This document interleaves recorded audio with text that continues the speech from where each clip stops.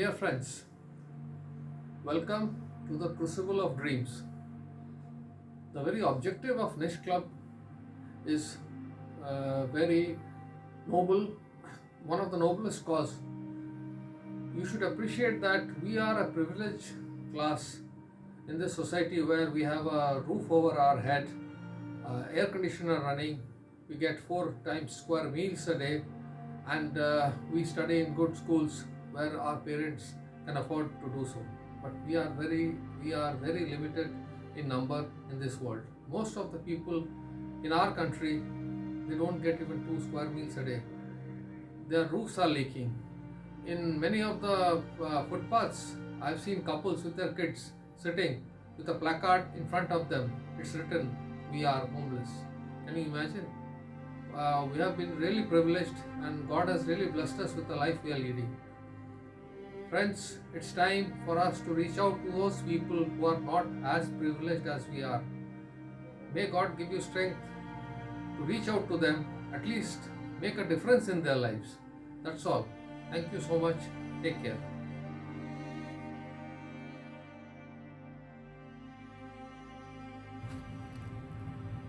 Dear teachers, students, and children of various NGOs, very good morning to each and every one of you. It is my pleasure to welcome you all to the Crucible of Dreams 2022. Crucible of Dreams is an exclusive fest organized by the Niche Club of Martiniere for Boys for the children from various NGOs. It is a well-designed platform for children to exhibit their innate talents in various fields. Like last 2 years, this year too, we are organizing Crucible of Dreams on an online platform.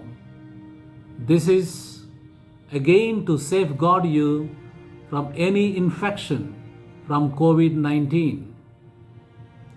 Niche Club of Martiniere for Boys has been involved in philanthropic activities, extending its helping hand to people from financially less privileged background. The main objectives of Niche Club are to try and provide shelter to as many homeless people as possible as we can, help communities rise beyond their struggle and impediments, and to help them to meet the basic necessities of life. I take this opportunity to thank and appreciate teacher in charge of Niche Club, Mrs. I. Chakravarti, and the core committee for all their effort to keep up the spirit of Niche Club. I also wish them all the best for today's fest, Crucible of Dreams 2022. God bless you all. Thank you. Greetings, ladies and gentlemen. This is Mr. Manasdev speaking from Martiniere for Boys. Personally, I have great admiration for the Niche Club, which does exemplary work in the field of social service. The students work extremely hard every year in order to put up the Crucible of Dreams. The Crucible of Dreams is a unique concept wherein it is an event not organized for children of our school. Instead, it is organized for children who are not fortunate enough to come to a school like Martiniere for Boys. I am very delighted to see that they have continued Crucible of Dreams in the online format, as well under the able mentorship and guidance of my colleague, Mrs. I. Chakraborty. The main objective of this event was to inculcate the students of the respective NGOs into a competitive environment wherein they get to explore their hidden talents and bring out the best in each one of them. And I firmly believe it has done just that. I wish all the best to the students for the future and may you achieve all the success in life. Thank you.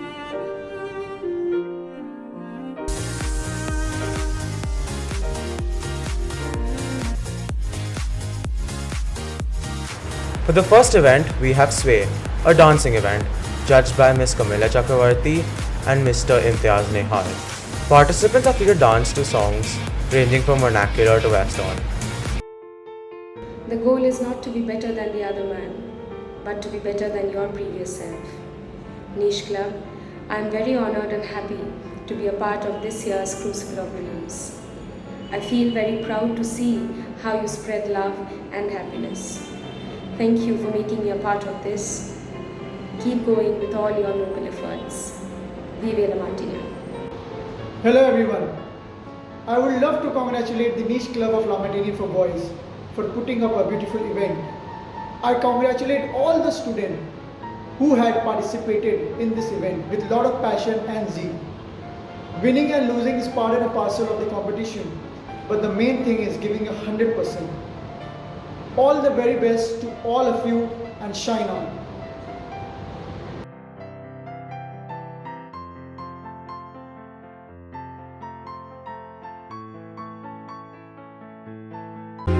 जय जय जाप्य जय जय शब्द परस्तुति तात्पर विश्वानुते जय जय हे महिषासुरमर्दिनि रम्य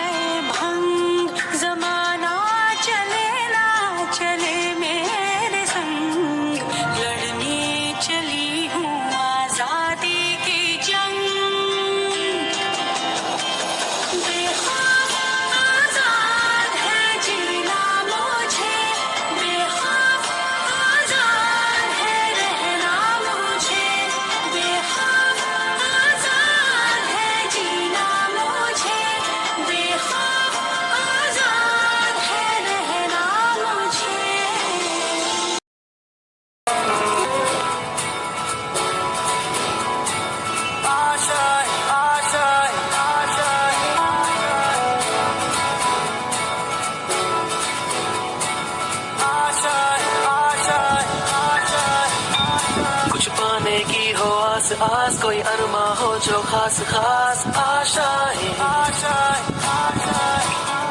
हर कोशिश में हो बार बार करे दरियाओं को आर पार आशाएं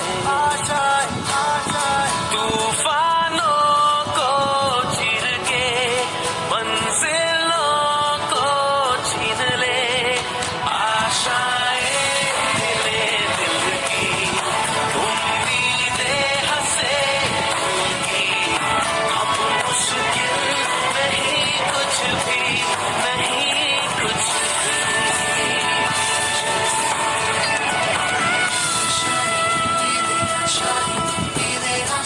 लेकर सूरज से आग आग गाए जा अपना राग राग आशाएं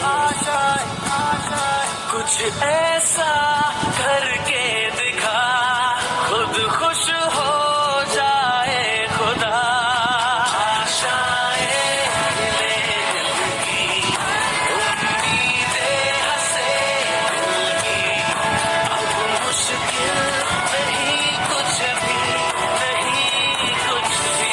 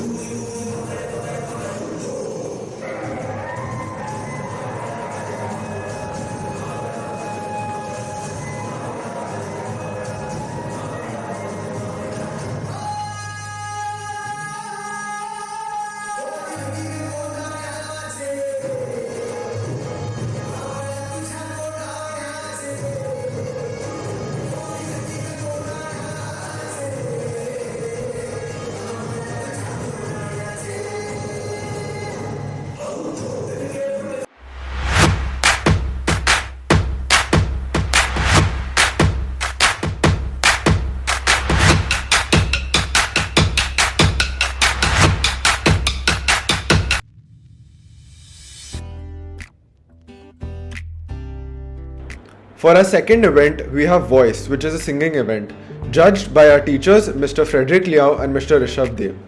Participants are free to showcase their talents in languages ranging from vernacular to Western.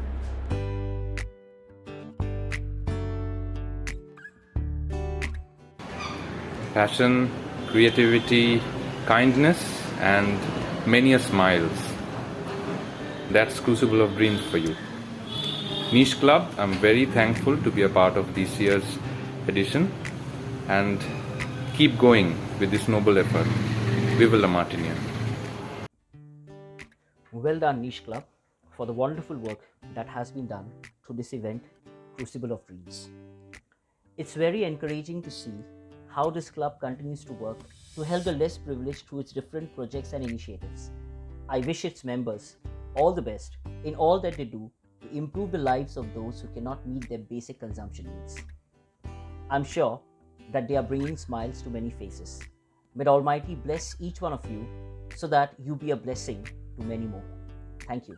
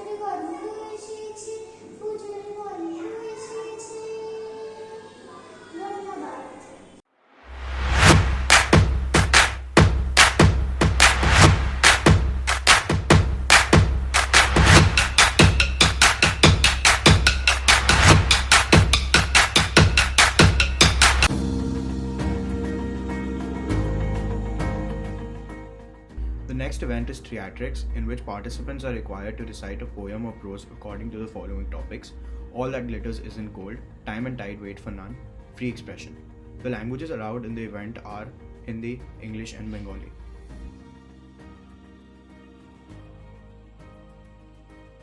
Good evening, everyone. Greetings from my end. It's wonderful to hear that Niche Club is organizing once again the Crucible of Dreams 2022. I wish all the best to the entire team, especially to Mrs. Indrani Chakravarti and the core team members.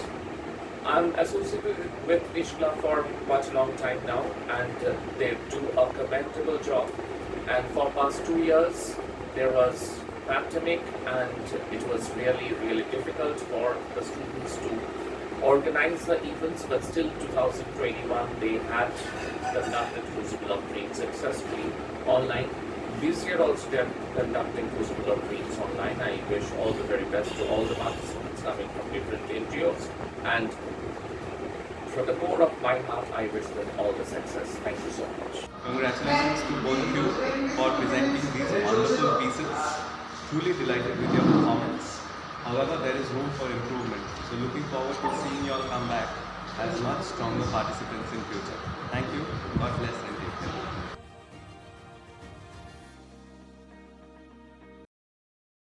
Boat by Rabindranath Tagore.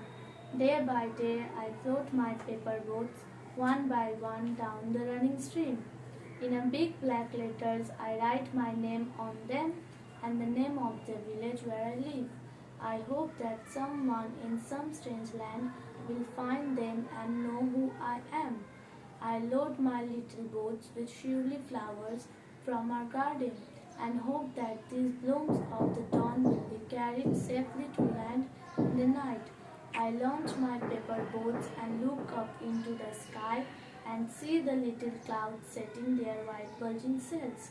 I know not what playmate of mine in the sky sends them down the air to race with my boats. When night comes, I bury my face in my arms and dreams that my paper boats float on and on under the midnight stars. The fairies of sleep are sailing in them, and the ladding is their basket full of dream. Thank you. নমস্কার, আমার নাম সুমনা নস্কর। আমি আপনাদের একটা কবিতা বলে শোনাবো। সুকুমার রায়ের নোটবই। এই দেখো পেন্সিল, নোটবুক এ হাতে, এই দেখো ভরা সব কিলবিল লেখাতে। ভালো কথা শুনি যেই চটপট লিখি তাই।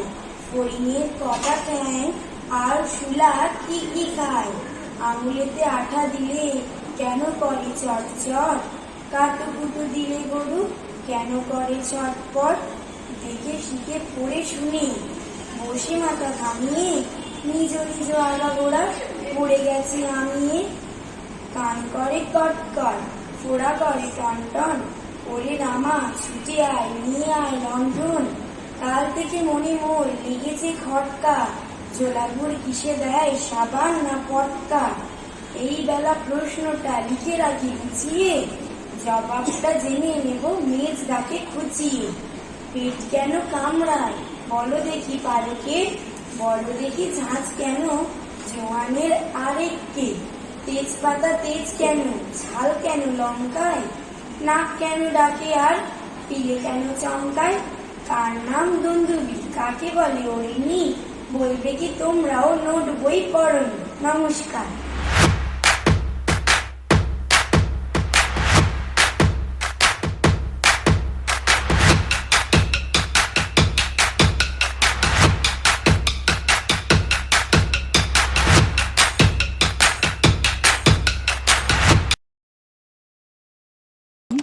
All right, so Niche Club has always worked for the less privileged through our projects and initiatives.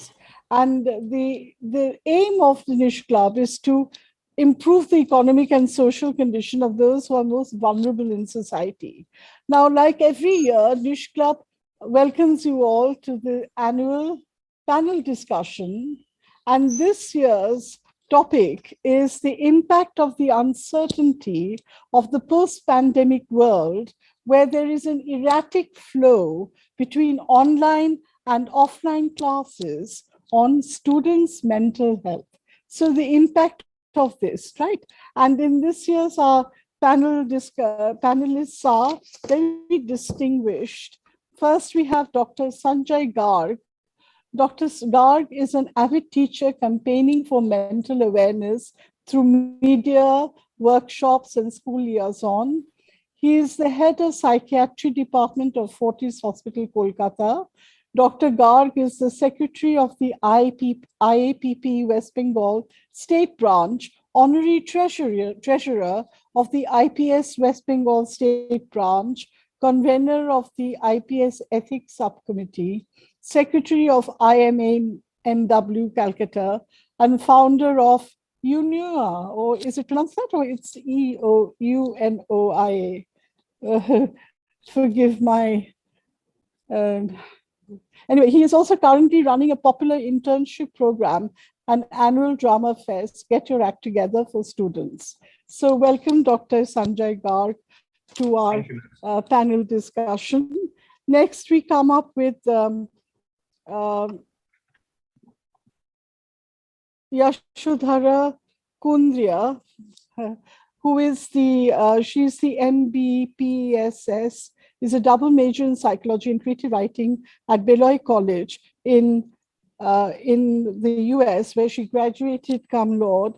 At Beloit, her focus was on the cross-cultural application of psychotherapy, which benefits clients from diverse backgrounds.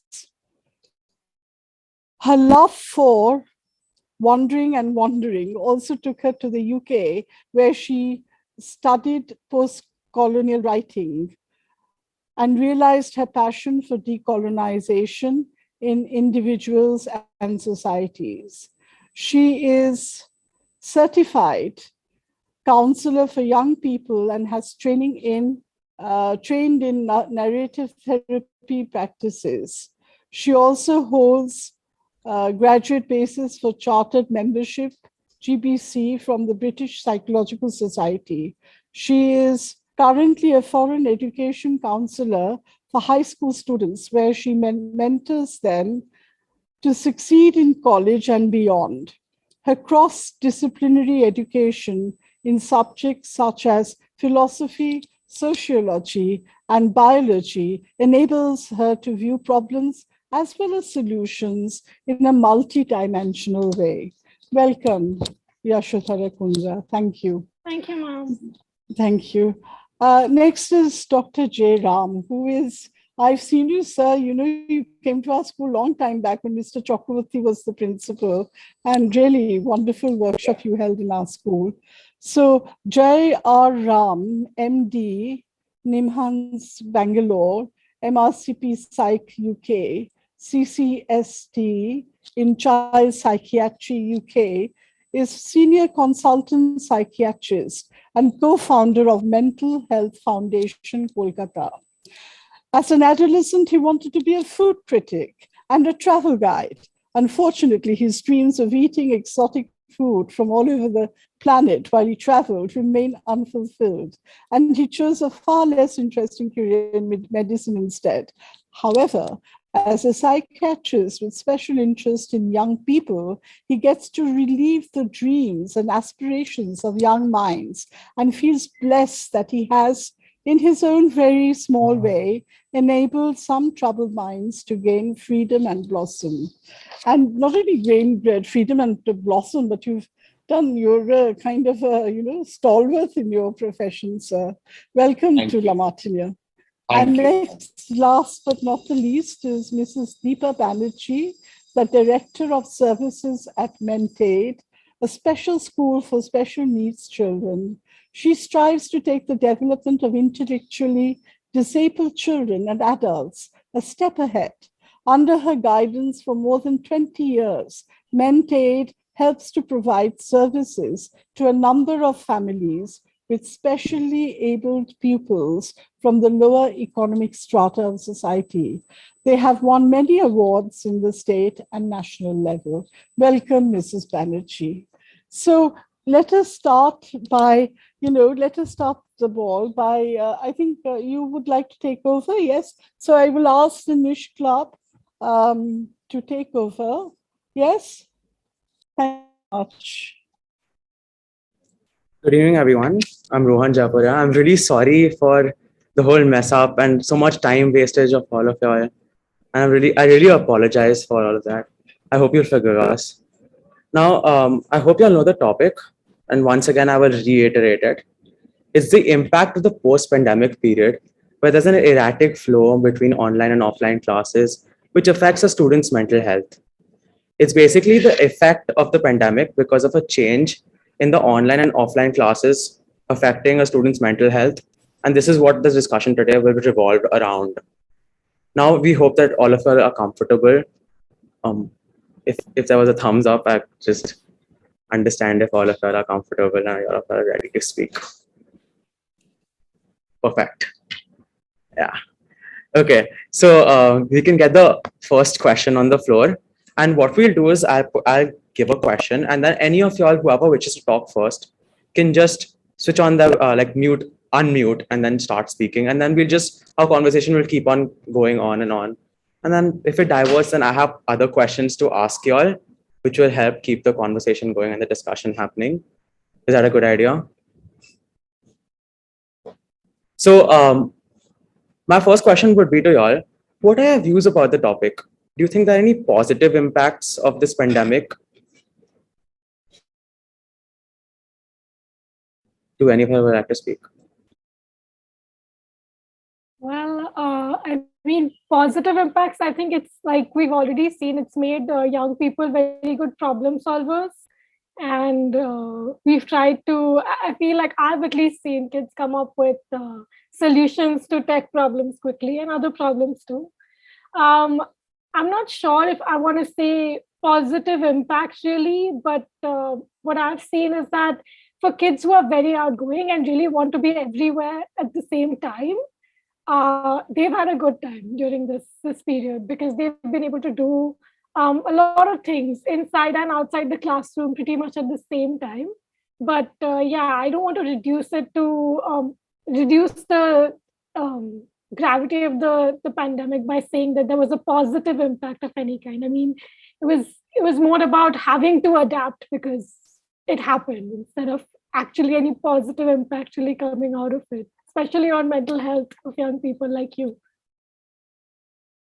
Would anyone like to agree or disagree? If anyone has any I would. Am I audible? Yeah, you are. Yeah. We are working in a special school setup and under National Trust. There are 4 disabilities. Now we are supporting all these 4 disabilities as with intellectual disability, autism, cerebral palsy, and with multiple disability. And after this 2016, we are getting children with severe to profound disabilities, and mostly they are with autism. Now, when this pandemic was declared, we were not ready. I mean, technologically, we were not equipped. We had no idea. We were very much apprehensive. We really didn't know what to do. And our we provide functional academics because as we are dealing with children with severe to profound disabilities, mostly they are non-verbal and very much therapy based, which therapy means it needs a lot of physical instruction. We have to deal physically with the children. Now, we tried many modalities to reach out to the families because that time lockdown was there. And we were thinking that our client, our children, sorry, I should not use the word client, but moreover, our children, our young adults, without therapy, how they are going to continue, how they are going to live. Because that time, around 50% of our children, young adults, they are coming from very marginalized community. Either economically they are marginalized or educational literacy level is very poor. And the first affected class were the daily earners. So the parents, they lost their job. There were no smartphone, nothing. Ourselves also, the team meant it, they were not equipped because that time we knew nothing about Google Meet, Zoom. So just forget about everything. So we started mobilizing the community support. So suppose a person is located at a particular locations and that family, they do not have any smartphone. So we try to, reach out to that family and we try to do a lot of research work. We mobilize the people who are staying close by to find out a person who can lend or who can spend 1 hour or 2 hours with the family. So that's part 4 we utilized. And surprisingly, we have seen, irrespective of their economic background or literacy background, this is the first time ever the parent, the sibling, they were able to identify the level of the child, the people we are dealing with. Because all of them have their shortcomings, they have got strength as well. Now, before pandemic, what was the real life? They used to drop their children for 6.5 hours to us. We used to have the therapists, we used to have the professionals, and we used to deal with the children. And they're so much dependent on us. Whenever we used to go for home visit, which is a mandate for our organization, 5 times a year we go for home visit. And every time whenever we used to ask that what you're planning for your child, what will be the future of your child, the first answer which we used to get, that okay, mentality is there, why we have to get worried about it. Now, this is the first time ever they have learned the shortcoming of their child, at the same time the strength of the child. So it was a wonderful experience from all of us, because now the parent, after these 22 months, they're so empowered. They know what exactly to do when the child is melting down, when the child have got so many issues. Because just imagine a person who is 22 years without any speech, without any communication. Now, this is the time when the parent, the sibling, the other, circle of the family, they are able to understand the communication of the child, the preference of the child, what will help the child to cope with certain situations. So I would say there are so many problems which we have faced, so many challenges we have faced, but in special school setup, it was a wonderful experience for us, because now the parent, they know offline, online, both are so important in our life. Now, what had happened from 21st of March, on regular basis, the children have started coming to us. Now, the parents, they are asking at least 2 online support on a Sunday evening, where both the parents, if both the parents are working, at least they can communicate, they can concentrate on the level of the child. So for us, it is a wonderful experience. Thank you.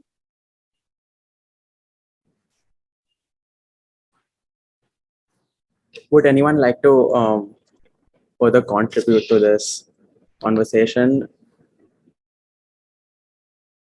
If I may add something, see, anything has 2 sides of the coin. So obviously there are cons and there are pros as well. And of course, like we are doing this online meeting, we are doing it on Zoom. This is something which I heard only after the pandemic. So I'm sure there were positive things which have come out of the pandemic. We've learned the word Zoom, we've learned to do online sessions, and here we are doing a meeting there as well. So I think there is, we have to have a broad outlook, and we have to look at a number of things, not just one particular thing. So there were some children, as Mrs. Deepa Banerjee mentioned, especially who were specially able, and there were some children, a category of them, who had real problems in school, like social phobia, or have had experience in terms of bullying, etc., who were sort of not being able to communicate or open up in school in front of everybody within the whole class group or in front of the teachers. For them, some of those individuals had really good time during this online teaching. And my hats off to the teachers who sort of provided this sort of opportunity to them. And they really had a good sense of being able to sort of flourish, whether it be in their academics or whether it be in their real life. So they sort of had a really good time during this online. And of course, they will face challenges when they go back to school. And I'm already seeing some patients coming to me with these sort of issues. So I think for anything, there has to be some positives and some negatives. But today we are focusing more on the difficulties that children have faced in terms of the mental health. So I would rather prefer that we talk on that. But I think, yes, there are some positives as well. I have a question, if I may interrupt. Dr. Ram, I would like your take on this. Yeah, because you no, have so many coming to you. Yes. No, I think Rohan's question is very justified, really, in a sense that is it all negative? I personally feel that no family has been unaffected by the adversities of the pandemic. So it's an obvious, incredibly difficult period. I think the benefits of the pandemic, if you ask me, couple of things, many things actually. One is it has made us more aware that how interconnected we are with each other. It's not possible to live in a high-rise building, go to premier clubs, dine in five-star hotels, and live in a cocoon and lead a very antiseptic life.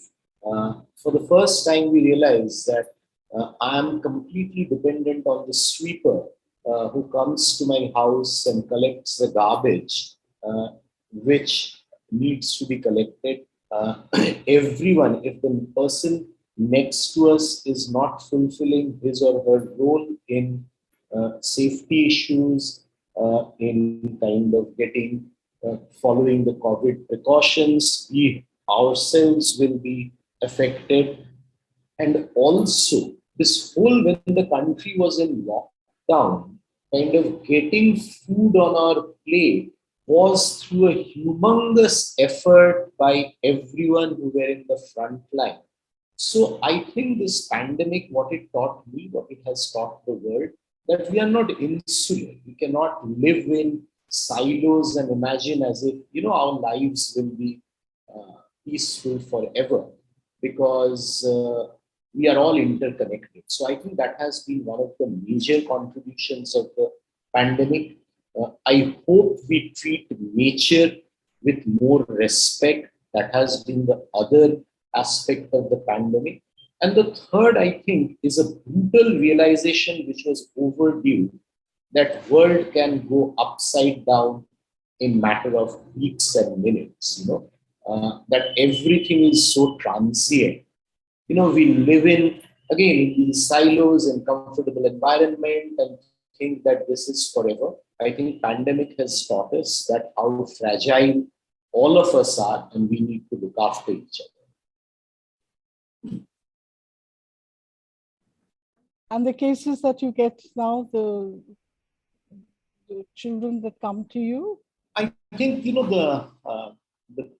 the children who come to us, me, Sanjay, all of us would be seeing the same spectrum, really. Terrible difficulty in adapting to online education. See, we need to remember that there are two countries, one is India and one is Bharat, which again Ms. Banerjee kind of referred to. In many, many places, this whole concept of online education was a joke, really. Nothing was happening, and we need to remember that we were, it's not blaming anyone because no one was prepared to address it. So, but I think teachers rose marvelously to challenges. One of the critical issues which, apart from the usual difficulty in learning, adapting to the new technology, not missing out on school, I think one of the main issues which I feel we need to be very aware of is children under 5.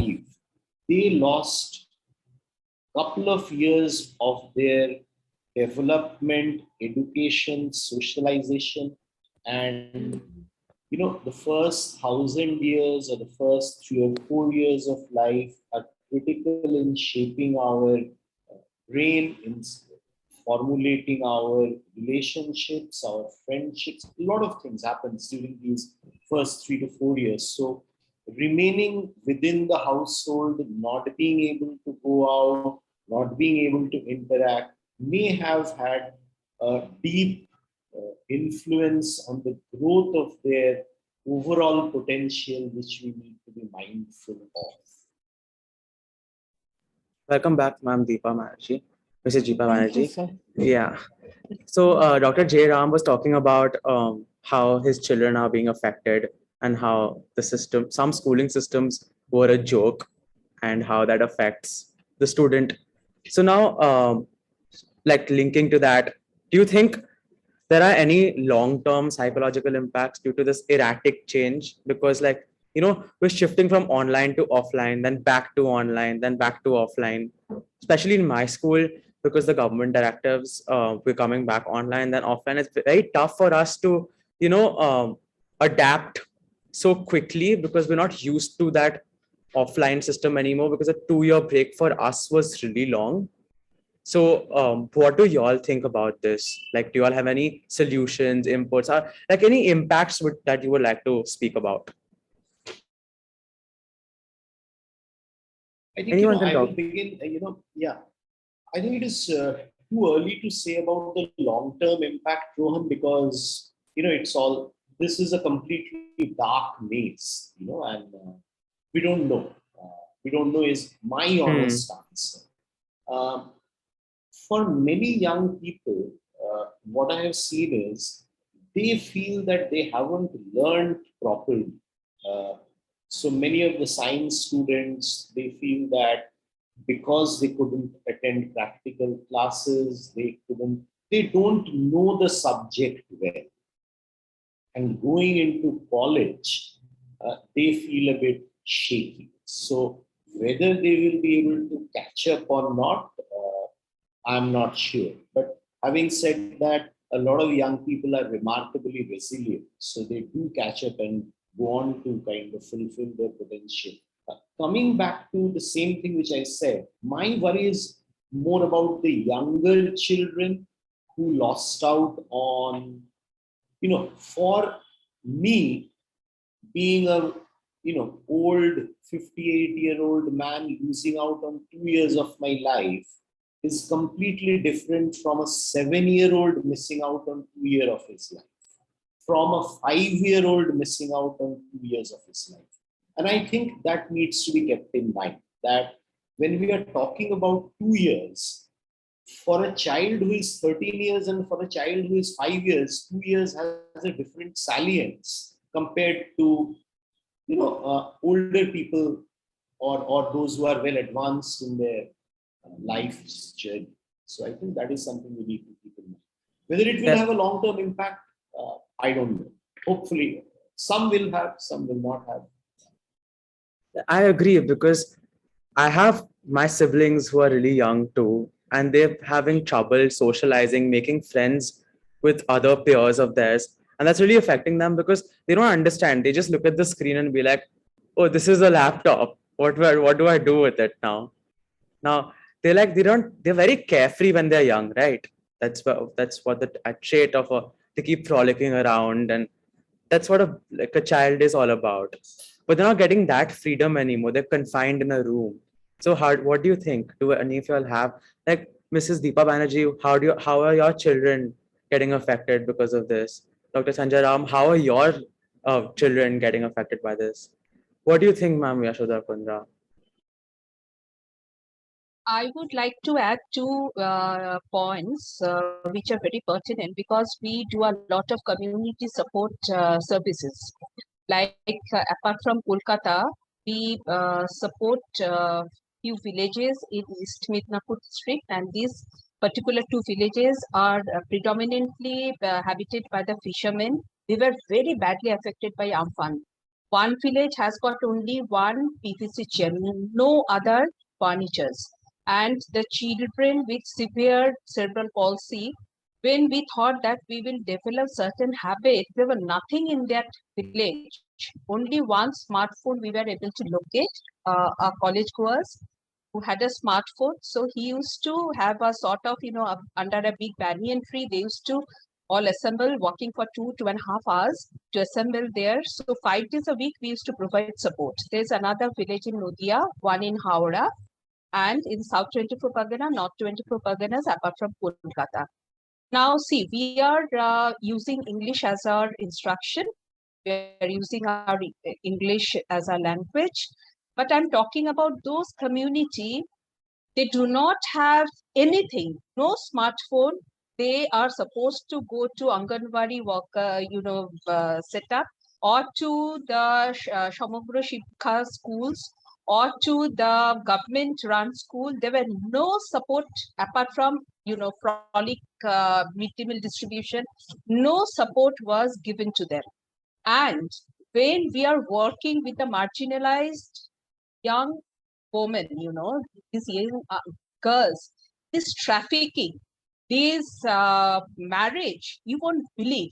Probably that will take 2 or 3 days if we start discussing. And it hurts us because we could not prevent these early marriages. We could not prevent this girl trafficking. trafficking. There was no means to survive. So the easy thing was to get her married to a person who can give some money, or to just sell it out. There are few villages in Sundarban. You have got no idea, because Sundarban is a area which is divided among South 24 Parganas and North 24 Parganas. So yes, it's pathetic. I have spoken about the positivity because I thought, let me start with a positive impact. But if you see the social impact, it's pathetic. Just think about the housemates who used to work for 5 houses or 6 houses. All of a sudden, in one fine morning, the thing has come to zero. There was no earning. How they are going to survive? There is an activist forum. I'm a member of that activist forum. We have started from Mirik up to Sundarban. And soon after that, there were 2 natural calamities very badly affected all these coastal areas.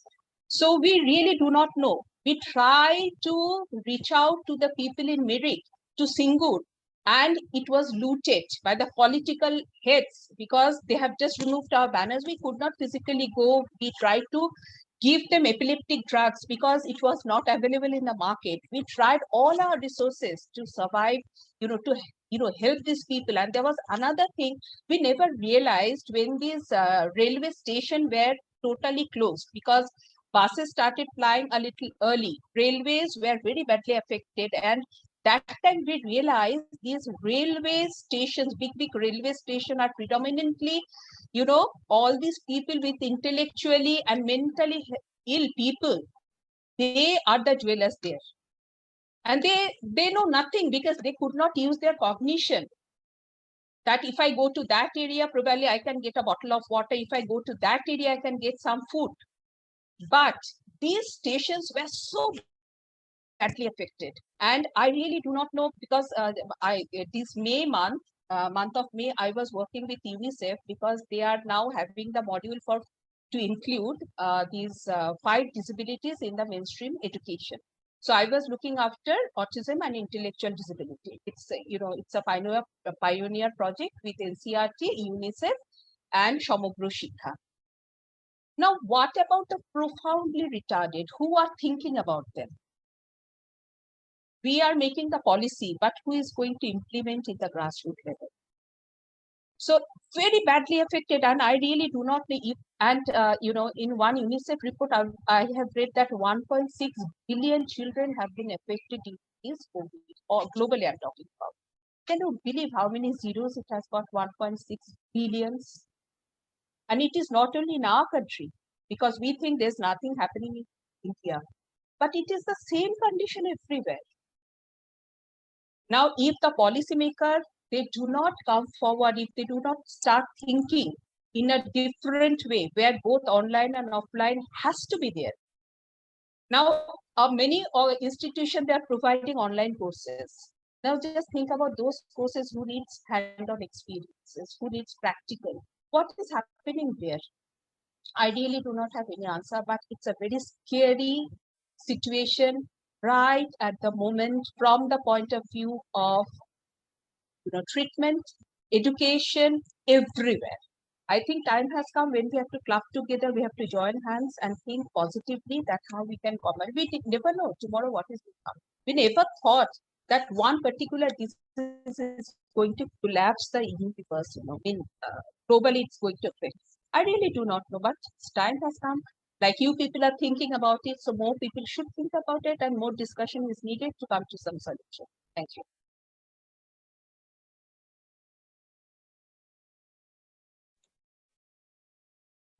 Thank you, ma'am. Thank you so much.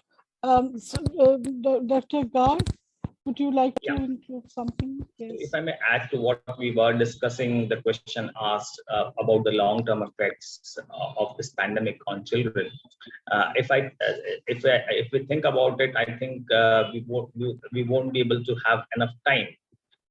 The list will be long and time will be short. Unfortunately, like I think you've named the panel discussion very aptly, Crucible of Dreams.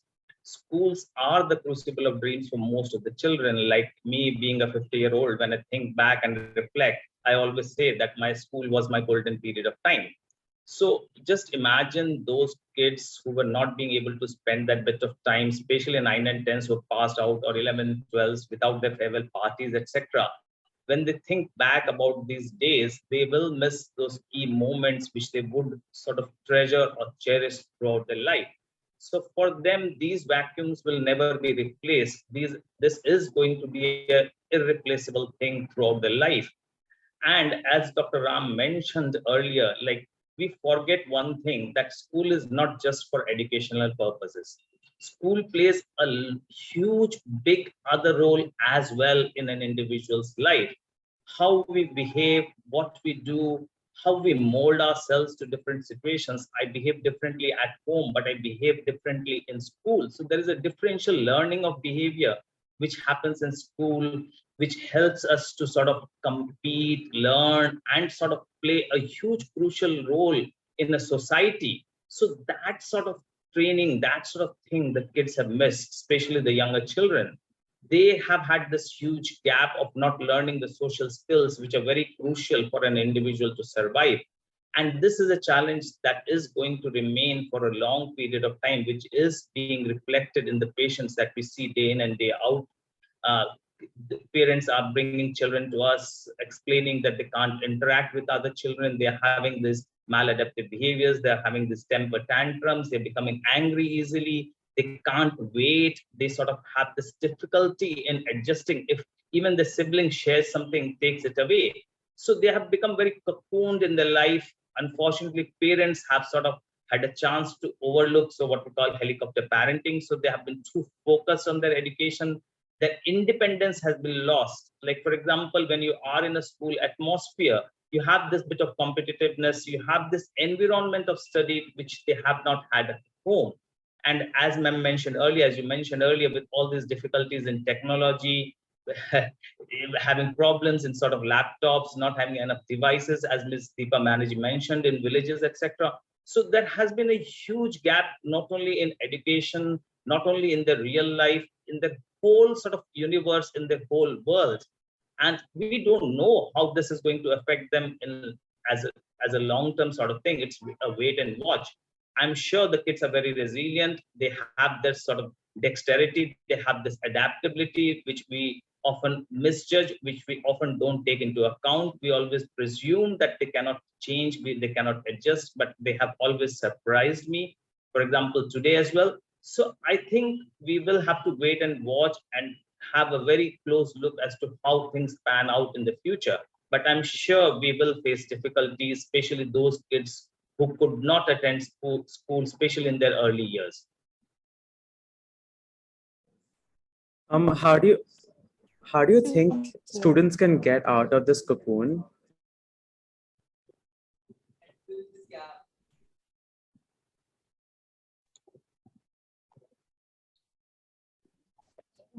Ms. Kunta, would you like to? Yeah, I just wanted to, I think, do you want us to answer this or about the cocoon?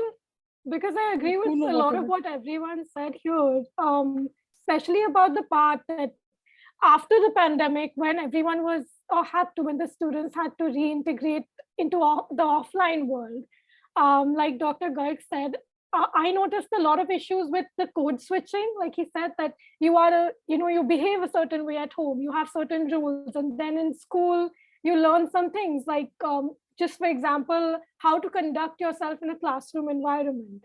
Now you learn some transferable skills from that, let's say of respecting a formal environment or speaking a certain way. I've noticed that that's missing from a lot of students I've had over the last 2 years. They are unable to code switch. They're unable to understand where they should speak in a certain way, where they should have a casual conversation. And a lot of behavioral disturbance I've noticed, be it small things such as knowing not to interrupt someone when they're speaking, or maybe because they haven't been in a classroom environment where a teacher is pointing it out. And especially in this age, like students who were supposed to be in class 9, 10, 11, and 12 in high school, when they've missed that important time out, I feel like when they are coming back into the real world, they're somehow lacking the maturity that everyone expects them to have. So I feel like there's also a lot of like pressure on them to just catch up quickly, which is making them very angry. Especially a lot of students I'm meeting, they say that it wasn't my fault, but I'm doing my best to catch up, and they're burning themselves out trying to do all the online courses available, learning all the skills available online. So I think the fact that access to education became easier for the ones with the laptop and the internet, and the parents, the helicopter parents especially, that you learn coding also, you learn chess also, you learn, you become a competitive, I don't know, creative writer online. So I feel like that pressure has really got into a lot of my students that I've seen. And the second thing is that I feel like it's instilled a very strong sense of like a fear of missing out on what the world has to offer in children. So I'm seeing a lot of students come in with this wish to go study abroad, study here and there, with no, with maybe not really a very strong goal except escaping. Um, so yeah, I think those are some things that I've definitely noticed in students. So that really, thank you so much. I mean, that brings on to the next question, which is how has it impacted their extracurricular, co-curricular activities? It has a huge impact. I mean, the child has lost about 2.5 years of, say, drama, debating. It's a very difficult task to get it all back together. So what do you suggest for that child? What would your suggestion be, guide be? So what I've realized is that, well, even though this conversation I've had with a lot of students when they ask the same question that, okay, my whole life was sports.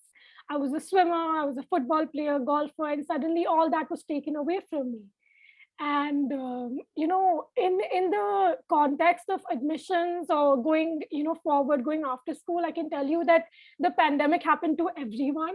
So educators understand that for students whose personality was very closely related to these kind of extracurricular activities, going out there, they understand that they weren't able to do it.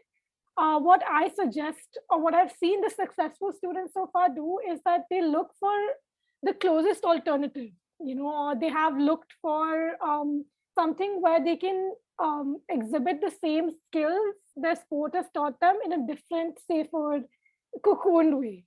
A lot of them haven't been able to go back to sports yet, even because a lot of these students were, again, high school students. The academic pressure increased. But yeah, realistically speaking, students are really suffering here because there aren't many options. And I'm afraid because of that, a lot of students are going into, just creating, let's say, like a page on Instagram and calling it an NGO, which isn't really bringing any authentic help to any community that needs it. So my suggestion is, if a student feels like they are falling behind on doing things outside the classroom, maybe to make a difference, maybe to exhibit a skill, I would suggest that they go out, or they actually provide some physical, tangible help to a group that requires it. So for example, instead of just, let's say, giving money out of their parents' pocket to a group that requires it, or an underprivileged section of society, even if you can't in person go and volunteer, maybe do something like an online concert to raise funds, or do a food donation drive where you actually collect stuff from houses and you send it, right? I feel like those things will really help your profile going forward, and will actually help you feel better, because when you help someone, when you get respect, it actually is good for your brain, right? It helps you also practice gratitude, which again is good for your brain. And I'm sure the others here agree with that. Yes, ma'am. Thank you so much. And so what would your advice be, Mr. Dr. Garg, to the children who want to get back to, normal activities, but still feel reluctant? They're still shy. They were probably shy, but now they've become more, in their shell. What would your advice be to these children? Because there'll be children watching this and they will get inspiration. Yeah, Yes. That's a good question, ma'am. What we need to understand that Rome was not built in a day. So, of course, we do realize the fact that yes, the last 2 years have been difficult. They have not had the opportunity, as you mentioned, in different extracurricular activities, whether it be debate, drama, or the various extracurricular activities that the schools provide. Uh, we need to understand the fact again. What I would want to reiterate what I said before. We often underestimate the abilities of our children. We think and we compare from our point of view and not from their own point of view. So often we discount their abilities, but I'm sure as we are doing today, they will be able to catch up. The only thing what we need to realize is that maybe they will take a bit more time. We need to be patient. We need to be able to encourage them, support them in what they want to do. What we need to understand is what their actual interests are. If they are really interested in one particular activity, whatever activity it may be, they will find their own way to sort of excel in their activity. They will find their own sort of niche area where they can sort of play an important role. We just need to be patient ourselves. Unfortunately, it is often our impatience, our sort of anxiety, our sort of stress that we reflect on the children. We sort of become impatient that they are not performing to our expectations. It is not their expectations, it is our expectations that we think about. So what we need to understand is that there can be a disparity between these two sort of things. And especially there needs to be a good communication between the triad of the teachers, the educators, the children, and the parents. Sometimes we don't understand what's the influence been happening in terms of the family dynamics from the school, etc. So we need to understand all those sort of things, take those into account, sort of individualize their abilities, sort of identify what are their interests are, and support them in those sort of activities. And if we are able to do that, I'm sure the children will thrive, will be able to excel. Thank you, sir. Dr. Ram, what is your final advice to everyone? Yeah, I agree with what Dr. Berg is saying, and I think we need to have a much more, what would I say, granular approach to each child, each family, because all of us are different. I think also acknowledging that we won't be able to bring back these 2 years is important, rather than saying, move on with life. And I think often what happens is, as Dr. Berg implied, that we adults try to think in our own way and offer own solutions. So I think it is also important to listen to the child and acknowledge that yes, this is a loss, and but tomorrow is another day. So therefore, we have to kind of continue with our journey. So I think that is, keeping the faith, holding hands, sharing with each other our feelings, and also pointing out that, look, life can be unfair and there are many, travesties, tragedies, difficulties which may come, but we have to soldier on. That is the sad reality of life. And it is unfortunate that it has taken a pandemic to make us realize this, but better late than never. Wonderful, sir. Thank you so much. Ma'am, Mrs. Banerjee, what would you advise the children who are now, finding it very, in school, they're so disoriented. They have confusion, like ma'am said, sitting in class, how to sit in class. It's all kind of, and even for teachers also, it's very difficult. We are also finding it very difficult. It is difficult Yes, for ma'am. all of us. It is difficult for all of us. It is not only for the children, but we have to be more realistic. The parents, the professionals, the educationalists, they have to come forward and think really in reality, because the main problem with the toddlers and the age group I'm trying to focus till up to the age of maybe 7, the concept has not developed, which I'm noticing. So because the school, they use so many modalities to develop a small concept. Now these entire thing, these particular age groups slowly move on to other upper classes.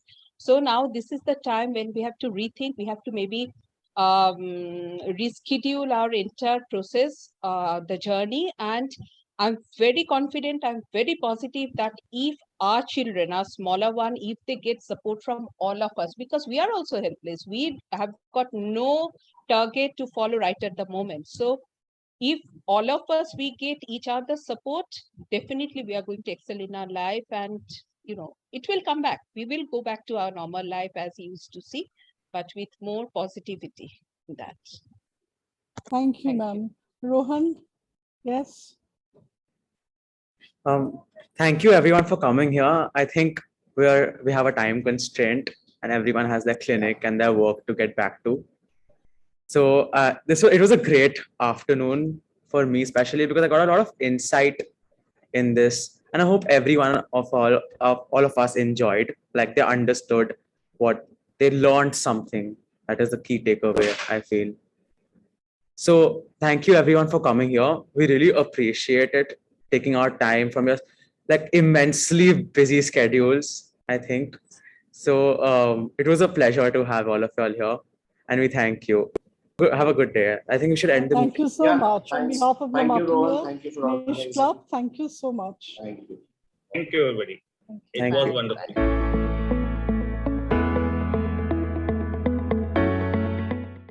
The next event is Creativity, in which participants are required to craft a model using recyclable materials on the topic environmental cleanliness. The craftwork should not contain anything inappropriate, and any writing on the craftwork should be in the following languages: English, Hindi, and Bengali.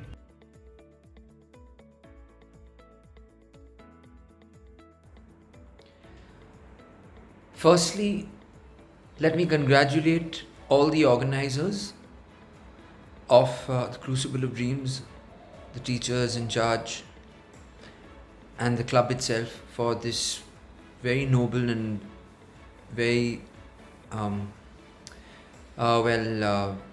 philanthropic endeavor.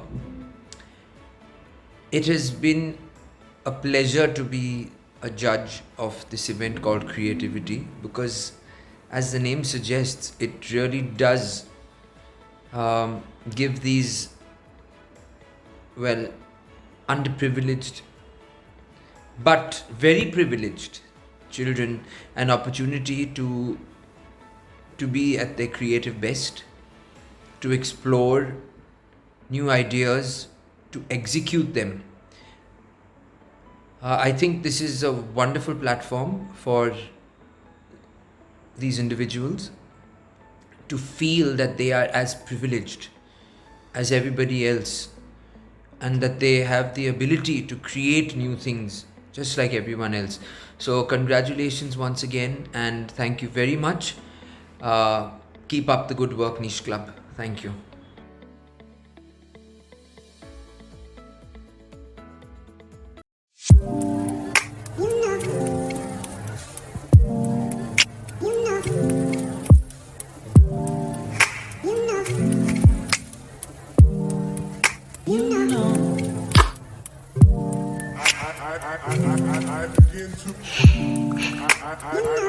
I begin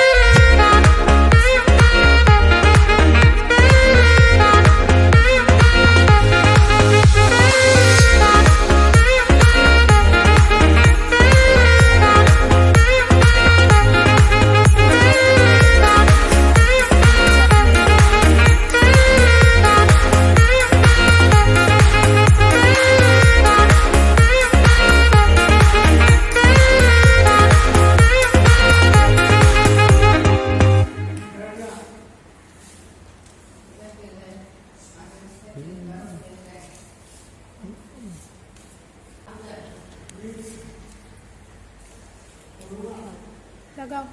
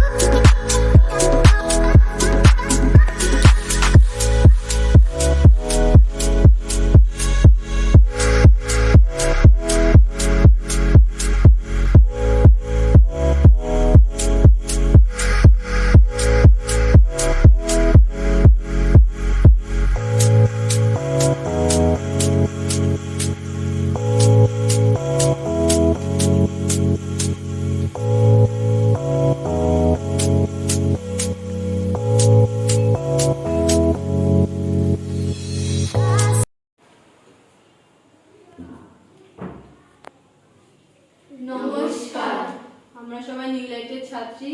আমরা West paper দিয়ে জিনিসগুলো বানিয়েছি। আমি এই গাছটা খবরের কাগজ দিয়ে বানিয়েছি, ঝাউ গাছ। এটা আমি আমার বেডরুমে রাখবো। এই ফ্লাওয়ার ওয়েস্ট আমি ওয়েস্ট পেপার দিয়ে বানিয়েছি, এটা আমি আমার গার্ডেনে রাখবো। এই পুতুলটা আমি খবরের পেজ দিয়ে বানিয়েছি, এটা আমি অফিসে রাখবো। একটু এটা আমি রং করেছি আর এটা আমি দেওয়ালে সাজাবো। নিউজ পেপারে রং করে আমি এই পাখাটা বানিয়েছি, এটা আমি আমার বেডরুমে সাজাবো। এই নষ্ট বোতলটা দিয়ে আমি ফুল দিয়ে বানিয়েছি, এইটা আমি ছাদে রাখবো। এই গাছটা আমি নিউজ পেপার থেকে বানিয়েছি, এটা আমি আমার টেবিল হলে রাখবো।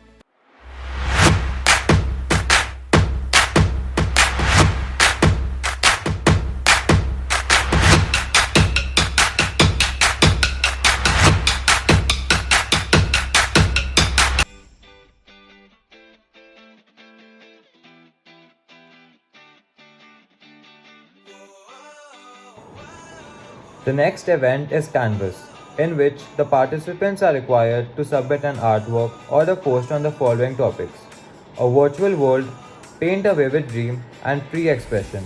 The participants were allowed to use any medium of their choice.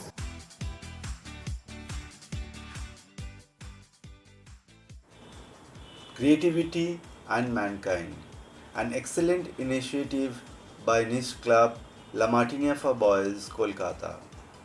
I'm really grateful to being a part of this program.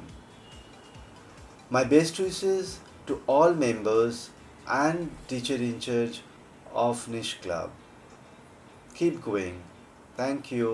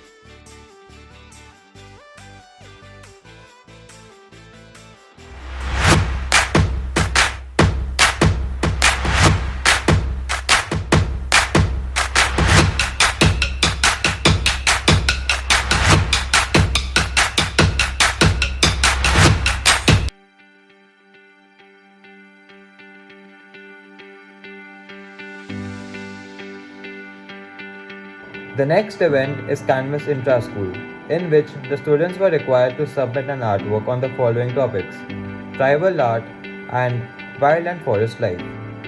The students were allowed to use any medium of their choice.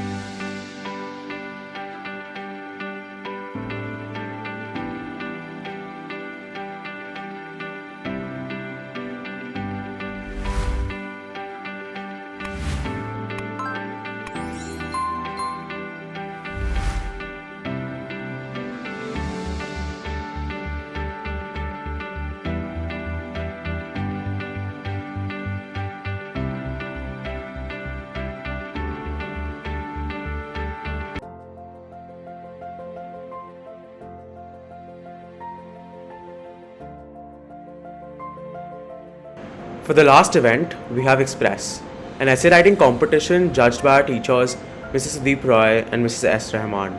The topics are: write a short story with the theme Lost and Found. What you see is not always what you get. Sometimes you get something better. Tranquility and order in chaos.